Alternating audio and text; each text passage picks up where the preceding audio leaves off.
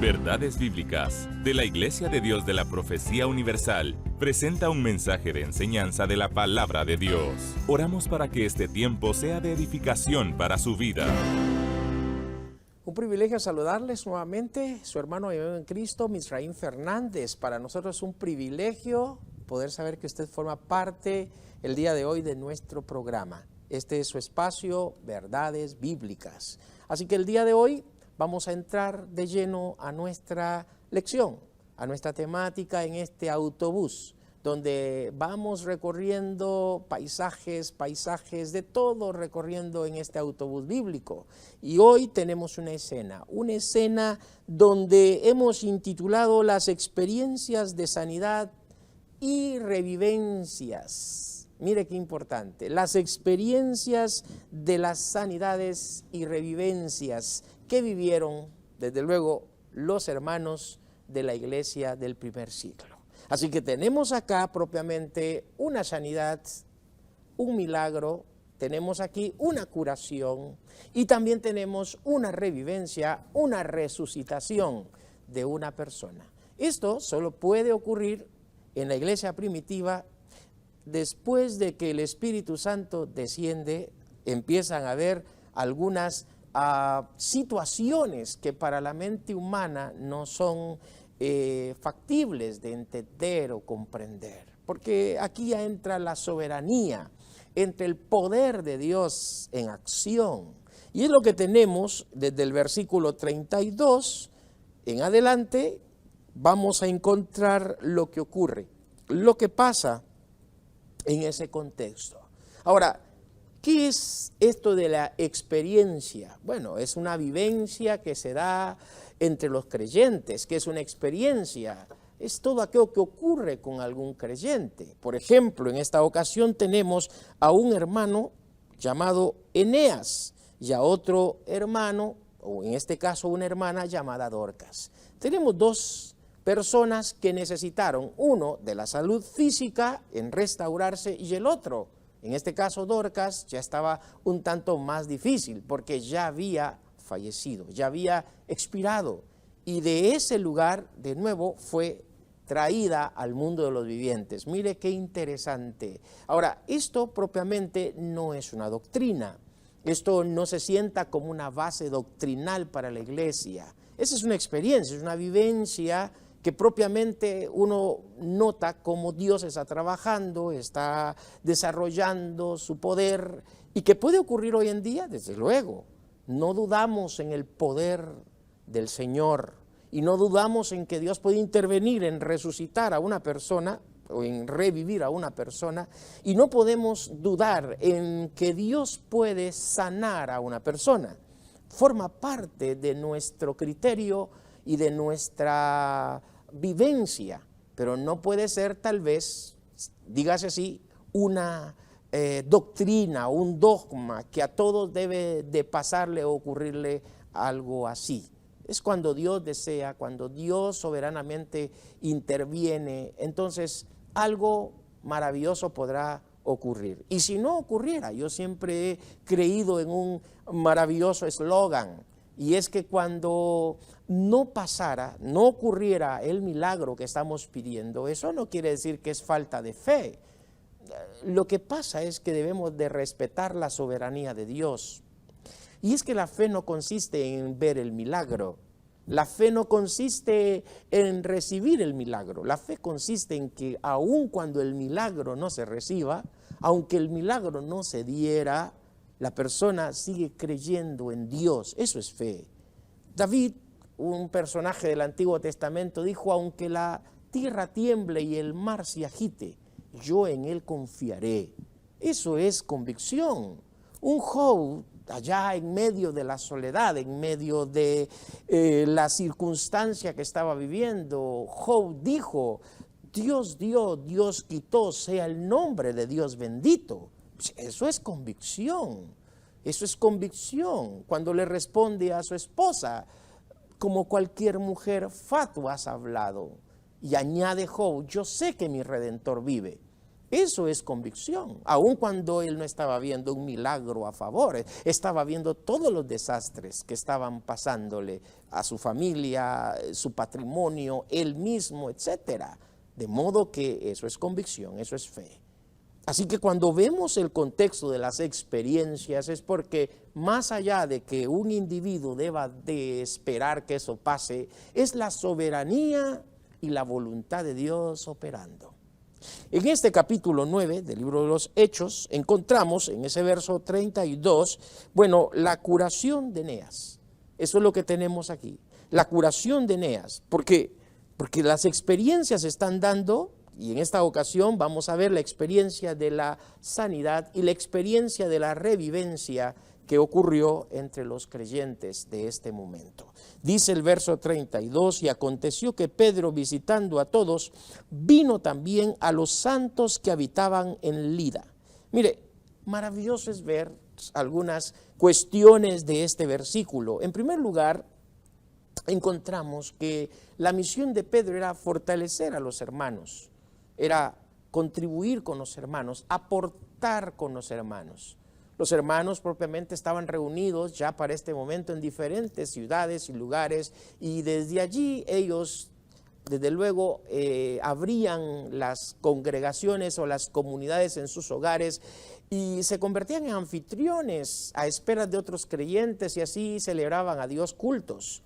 Pedro en esta ocasión llega y visita. El texto dice que vino a los santos. Bueno, vale la pena saber que ese término agios es la palabra santo, es decir, las personas en Cristo son consagradas, separadas para un fin y un propósito. Los creyentes se les llama santos, y aquí la palabra santos involucra a todos los redimidos con la sangre de Jesucristo. Pareciera que a veces no queremos digerir la palabra santo o santos a los que hemos creído en Jesucristo, pero les digo algo, la palabra santo en el sentido posesivo es que Dios a través de su Espíritu ha poseído a una persona y desde allí ya es santa o santo, aun cuando esa persona ignore de que es santo o santa. Pero en esa posesión que el Espíritu Santo hace en el momento de la conversión, como lo fue en Saulo, pues lo que va a pasar es que la persona se convierte en una persona santa o santo, es decir, consagrada, el Espíritu lo posee. Y de allí en adelante lo que va a pasar es un asunto progresivo. Es decir, que una persona santa o consagrada, él va progresando su vida en Cristo. Y en ese contexto de progresividad, esa persona entonces va desarrollando el carácter de Cristo en su vida. Ya no es el mismo desde el día en que aceptó a Jesús, y va entonces con una mira, con un fin, con una meta, y es parecerse a Jesús, ser como Jesús, ser semejante a Jesús en el sentido de que de someterse al señorío de Dios, de poder vivir lo que su palabra indica. Entonces, en ese contexto, el versículo 32, entonces Pedro yace con los santos. Yace con los santos como misión, va a las iglesias y dice el texto que se reunió con ellos. Y algo pasó, y halló allí, dice el versículo 33, a uno que se llamaba Eneas, que hacía 8 años que estaba en cama, pues era paralítico. Y le dijo Pedro: Eneas, Jesucristo te sana, levántate y haz tu cama. Y enseguida se levantó, y le vieron todos los que habitaban en Lida y en Zarón, los cuales se convirtieron al Señor. ¿Se da cuenta? Aquí encontramos una experiencia en manos del apóstol San Pedro, una experiencia a favor de un hombre que yacía, de acuerdo al texto, 8 años que estaba paralítico. Bueno, algo semejante ocurrió, ¿se acuerda?, en el famoso estanque de Betesda. ¿Se acuerda? Jesús, capítulo 5 de Juan, dice que hay un paralítico que tiene muchos años de estar allí, postrado. Y la tradición decía que un ángel descendía de vez en cuando, movía las aguas, pero algo pasó. Dice el texto que mientras el paralítico esperaba el momento en que alguien lo bajase al estanque, Jesús simplemente le dijo: levántate, toma tu cama y pues camina. Pues lo mismo ocurrió, la misma escena se ve aquí, solo que en la persona de Pedro. Esta era una señal apostólica, porque la señal apostólica es esa. La señal apostólica, dentro de esos signos está el milagro en el primer siglo. Era una forma evidente de que era apóstol del Señor Jesús. Y es lo que tenemos aquí, un signo del llamado apóstol Pedro, un signo apostólico de él. Y le dice a Eneas que se levante. Y vemos el texto bíblico, dice que ocurrió el milagro. Lo sorprendente del milagro es que todos, dice el texto, se convirtieron al Señor. Es decir, eso es el fin de un milagro, ese es el fin de una experiencia. El fin de una experiencia, el fin de un milagro no es coquetear el milagro, no es fantasear con un milagro. El fin de un milagro es honrar a Cristo, es exaltar a Cristo, de modo que también otros se conviertan a Jesucristo. Ese es el fin, ese es el propósito del milagro. Las experiencias de sanidad y de revivencia que vivió la iglesia del primer siglo. Bueno, ya para este momento han habido varias experiencias, muchas experiencias, pero esta en particular llama la atención porque está sincronizada. Está una cuestión milagrosa, ¿verdad?, que es el que un hombre está paralítico por 8 años, es levantado por el poder del Señor, gracias al signo apostólico de Pedro, que evidencia tener ese don, pero tenemos otro más allá, y es que una persona sale de la muerte, del estado de muerte, ya no vive, ya ha fallecido, y esta muchacha o mujer sale de ese periodo de muerte. Eso es maravilloso, cómo la iglesia experimentó estas experiencias. Ahora, ¿quién es el responsable? Debe de ser Dios el responsable. Ahora, ¿eso es dogma, doctrina? No. Eso no es una doctrina, no es un dogma, no es que todo mundo vayamos a levantar paralíticos o todo mundo querramos ir a levantar a una persona que ya hace en una tumba o que haya fallecido. ¿Dudamos del milagro? ¿Dudamos del poder de Dios? No, tampoco dudamos del poder de Dios. Pero muchas veces, sí, esto ocurre para testimonio. Muchas veces esto se da para poder Dios tratar con un contexto, dígase donde ocurra el milagro, ocurra una obra como estas, pero eso ya es Dios haciéndolo y no nos vamos a interponer a lo que Dios quisiera hacer. Creemos en el milagro, creemos en el poder de Dios, pero también consideramos que esto no se vuelva un dogma o una doctrina. Recuerde que el libro de los Hechos se debe de caracterizar por un libro de historia, es un libro transitorio, es un libro que no nos deja doctrina, nos deja historia, nos deja un hilo de entender y digerir cómo se fueron dando las cosas, fueron dándose todos esos datos que llevamos hasta el momento. Así que lo que hoy hemos visto en la primera experiencia es un hombre que después de 8 años Pedro, en el nombre de Jesucristo, lo levanta y como resultado, dice el texto, que los que estaban allí se convirtieron al Señor. Es decir, todos los que vieron lo que había pasado en esta región de Lida y en Sarón, geográficamente son los lugares donde yace Pedro, allí hay una iglesia de santos, allí hay una congregación, así que el poder del Señor obra y aquel hombre llamado Eneas se levanta. Milagro, milagro, milagro de parte del Señor. Ahora, es increíble saber que ese es el fin, decíamos hace un momento, de un milagro. Ese es el propósito de un milagro, que una persona se convierta, que una persona crea en Jesucristo.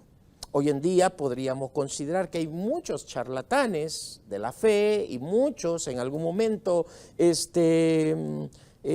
personajes que se han levantado coqueteando con milagros, coqueteando con ciertas obras de sanidades o sanaciones, pero que muchas veces ha sido un fraude y el fin de muchos de ellos es sacar provecho, dinero especialmente, comprar el favor de Dios, ¿no? Entonces ofrecen una cosa y sacan otra y comienzan muchas veces a fantasear. Y las personas lamentablemente en la desesperación caen en este tipo de mensajes que no traen más que desánimo después de que no se dan las cosas. ¿Por qué? Porque el hombre a veces termina confiando en lo que otro hombre le dijera. Bueno, las Escrituras nos dicen que sí podemos en el nombre de Jesús orar, esperar del Señor el milagro, pero si se da o ocurre, no debiera de cobrarse. Debiera de considerarse como el favor de Dios visitando de manera maravillosa a ese individuo y como propósito salvarlo. Ese es el fin. Así que lo que tenemos en el versículo 39 es precisamente un versículo donde empieza a darse el tema de la resucitación o de la revivencia de aquella mujer llamada Dorcas, desde el verso 36, y dice: había entonces en Jope una discípula llamada Tabita, que traducido quiere decir Dorcas. Esta abundaba en buenas obras y en limosnas que hacía. Aconteció que en aquellos días enfermó y murió. Después de lavada la pusieron en una sala. Vea, la escena es bien maravillosa porque tenemos un escenario donde esta mujer llamada Dorcas, por lo que vemos, en primer lugar es discípula, es decir, que era una persona convertida al Señor Jesucristo, una persona devota a su fe, con mucha convicción. Dice el texto que abundaba en buenas obras, es decir, que era una persona identificada con la iglesia, identificada con la sociedad. No podemos abandonar nuestras buenas obras por la fe, es decir, dos cosas están simultáneas. La fe nos identifica con Dios, pero las obras nos identifican con los semejantes, con los hombres y mujeres que nos rodean. Así que cuando la Biblia habla de buenas obras, estas nos identifican con el mundo, con la sociedad, con el prójimo, y no debiéramos de abandonar esa parte importante, pero la fe nos identifica con Dios. Por la fe nosotros no podemos ser justificados ante el mundo, ante la sociedad, no podemos, porque ellos no mirarán la fe, pero sí ante Dios. Por eso es que el justo por la fe vive, porque es la fe la que justifica al hombre con Dios. Pero las buenas obras, como Dorcas, nos justifican con los demás. Y vea usted que Dorcas en este momento, siendo discípula del Señor y con esta actitud caritativa, hace que las personas ahora estén llorando. Ha muerto, dice el texto. Dice el pasaje que enfermó, su enfermedad fue terminal, murió. Ahora, está definido que Lucas como médico está definiendo, está dando por sentado que fue lavada, es decir, hubo un proceso de saber que ya ella había fallecido y la pusieron en una sala. Como tal, un velatorio está ocurriendo, está pasando. Ya ocurrió el milagro con Eneas, Pedro ahora ya hace acá, en este lugar de la iglesia. Y dice el versículo siguiente: y como Lida estaba cerca de Jope, los discípulos, oyendo que Pedro estaba allí, le enviaron 2 hombres a rogarle: no tardes en venir a nosotros. Es decir, que los hermanos sabían por las noticias que se daban en ese momento, la mensajería verbal, el hermano Pedro yace allí. Ha visitado las iglesias de esta región, así que vamos por él. Dice el versículo 39, y levantándose entonces Pedro fue con ellos, y cuando llegó la llevaron a la sala, donde le rodearon todas las viudas, llorando y mostrando las túnicas y los vestidos que Dorcas hacía cuando estaba con ellos. Bueno, qué interesante saber que Dorcas tenía una obra. Volvemos a caer en esa parte de las obras. Eran evidentes de parte de las demás hermanas en la fe. La comunidad cristiana estaba dolida, estaba identificada con la hermana Dorcas por la labor, por el trabajo que ella realizaba. Vale la pena saber que la iglesia del Señor debiera tener un gesto así, valorar a las personas. Ya en este momento las hermanas valoran quién es la hermana Dorcas. pero mientras ella estaba en vida, también ella valoraba a las personas, haciendo buenas obras. Creo yo que debemos de darle valor a las personas, ¿no es cierto? Ya sea porque estemos vivos o en vida, o en este caso ya estando fallecida la persona, pues debiéramos también hacer memoria de lo que se hizo, de lo que se hace, y en vida, pues mucho mejor. Ahora, el punto aquí es que hay una comunidad de unidad, una comunidad de amor, una comunidad que levantan, en este caso, aquellos valores del espíritu en alto. La paz que asombra estaba ahí inundándoles, el amor, otro valor que inundaba las vidas de estos creyentes. De modo que Dorcas ahora ha fallecido y las hermanas le presentan al hermano Pedro lo que ha ocurrido. Ahora, vean ustedes qué dice el versículo 40. Entonces, dice el texto, sacando a todos, Pedro se puso de rodillas y oró. Eso es importantísimo. Es decir, Pedro sabía que había un signo apostólico en él. Había un signo apostólico. Esto que pasó con Pedro en esta ocasión no se volvió a repetir con otros creyentes. No, Pedro no toda la vida pasó día a día levantando personas que habían fallecido, ni Pablo. O sea, este es un asunto muy especial. ¿Dudamos del milagro de Dios? No. ¿Dudamos del poder de Dios? No.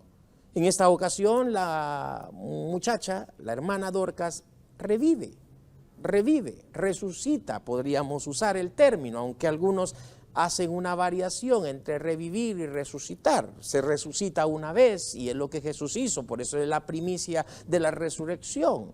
Y se resucitará un día para nunca más morir. Y algunos creen que esto que pasó aquí sería una experiencia de revivencia o de resucitación, porque Dorcas volvió a morir, así como fue con Lázaro. Lázaro es sacado de la tumba después de que el Señor Jesús sabe que han pasado varios días, lo saca de la tumba y Lázaro posteriormente vuelve a morir. Entonces algunos consideran esto como resucitación o revivencia, una experiencia del individuo en volver a la vida, pero no por siempre, vuelve a morir porque es mortal.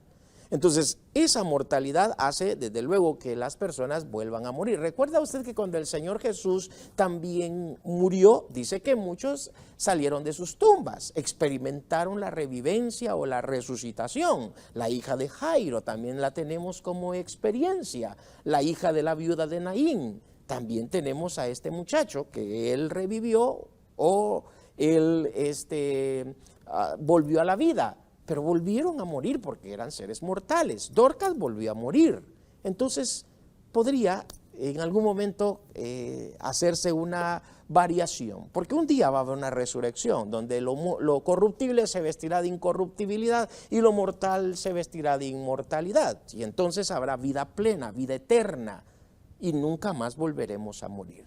Bueno, esta escena del capítulo 9 da mucho que hablar y especialmente en esta parte en donde la iglesia experimentó la curación de Eneas y la resucitación de Dorcas. Y es que aquí propiamente tenemos algunas cosas que añadir. La primera es saber que Pedro está entre los santos, entre la iglesia. La iglesia, el hecho de ser creyentes todos, no quiere decir que por eso estemos inmunes a la muerte o inmunes a la enfermedad. Tanto uno como el otro enfermó, solo que Dorcas pues fallece. El hecho de ser creyente no nos hace inmunes ni a la muerte ni a la enfermedad, así que debemos de cuidarnos, ¿sí? ¿Ya? Entonces, otra de las cosas importantes es ver cómo esta escena nos hace ver cómo el milagro ocurre, la experiencia ocurre, pero no es como un dogma a seguir.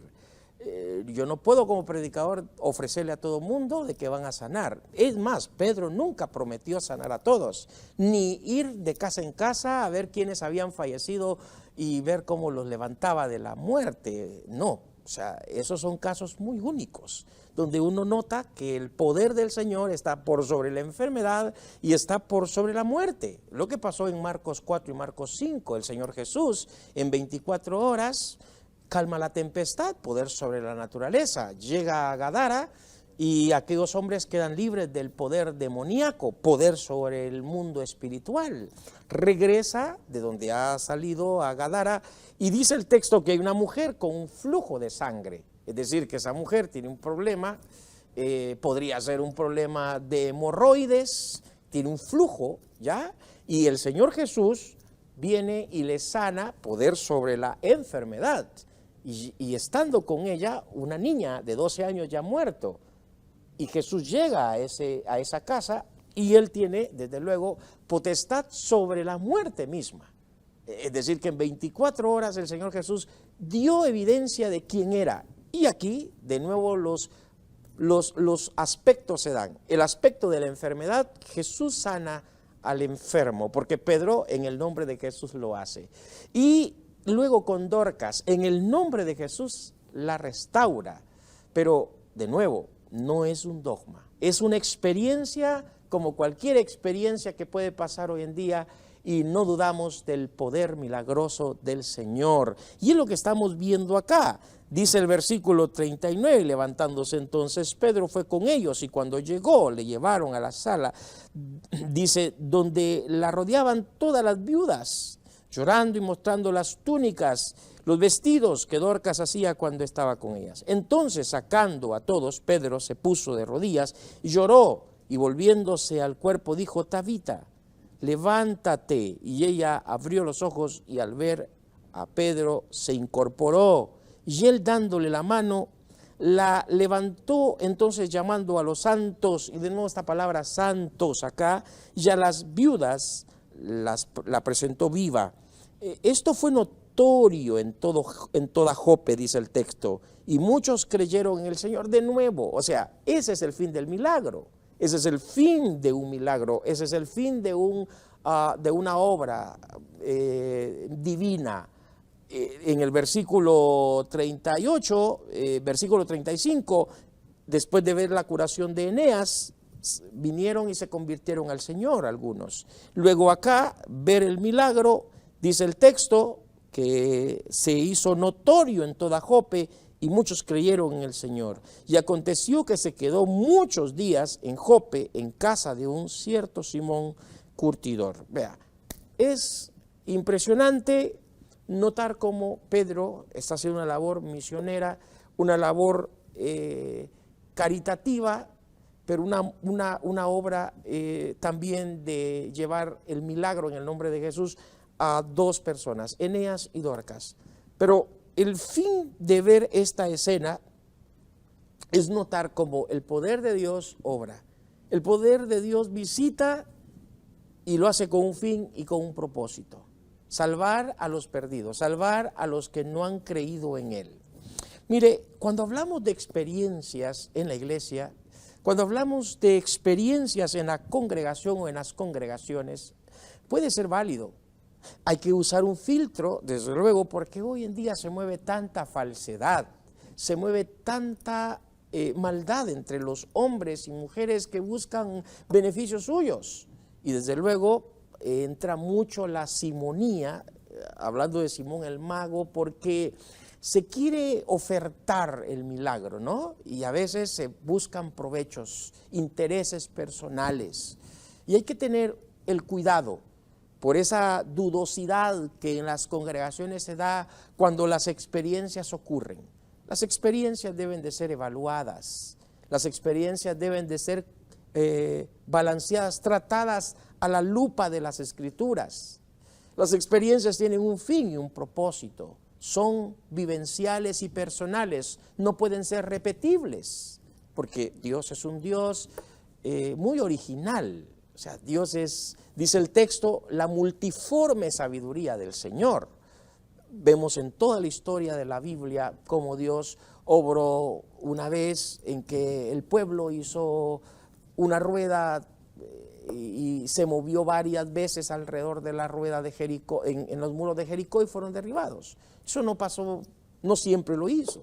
Una vez tomó lodo, hizo la saliva hizo lodo en tierra y la puso en los ojos del ciego. Eso solo una vez ocurrió. O sea, uno ve en las Escrituras que Dios es así, Dios es multiforme.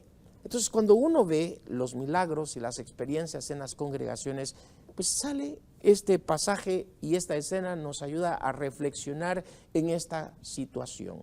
Mire, la base de la iglesia, más allá de la experiencia de la Biblia, la base de la vida de un creyente, más allá de las experiencias, está en sus convicciones.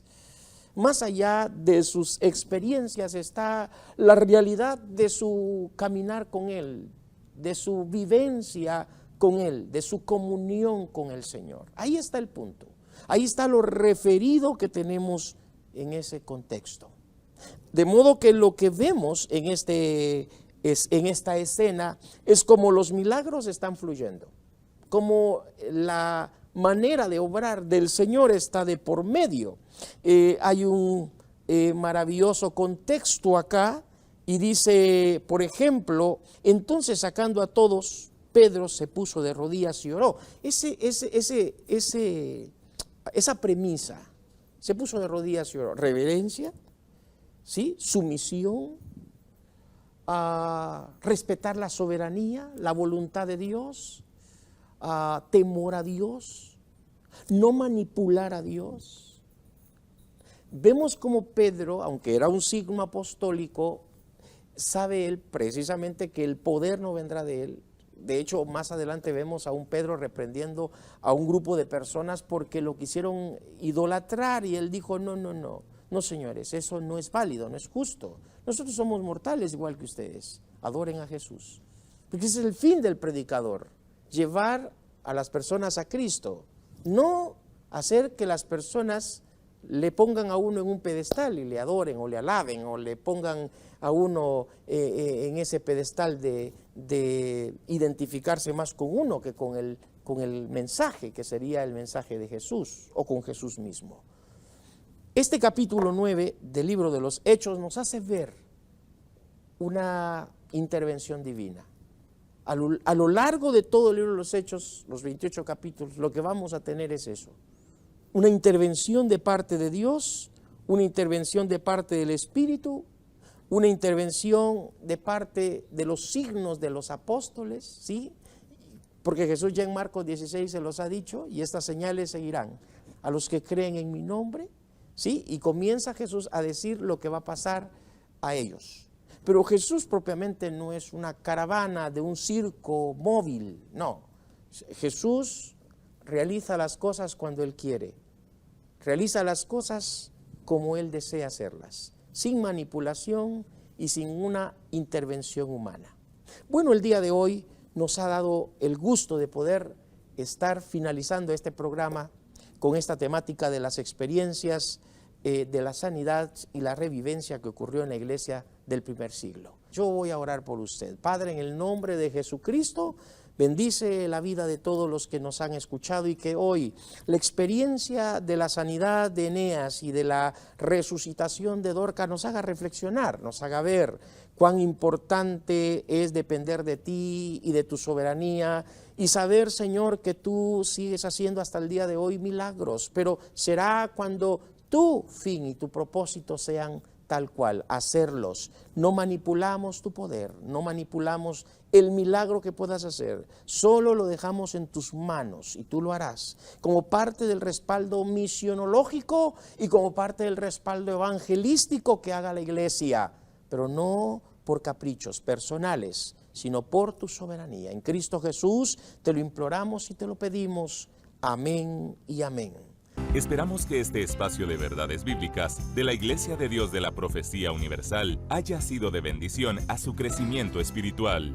Este programa es una producción de Canal 27. Predicamos la verdad.